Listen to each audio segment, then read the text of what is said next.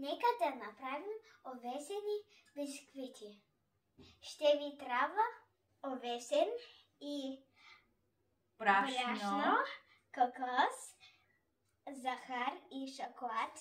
И най-хубавото шоколад от Колев и черен мед. Всичко вътре.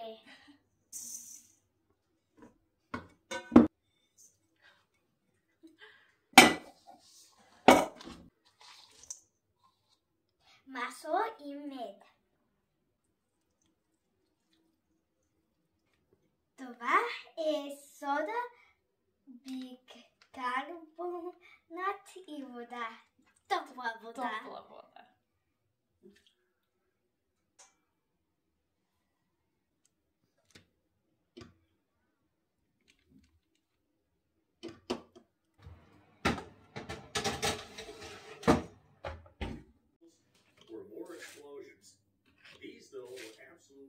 Сега ще ги опитваме.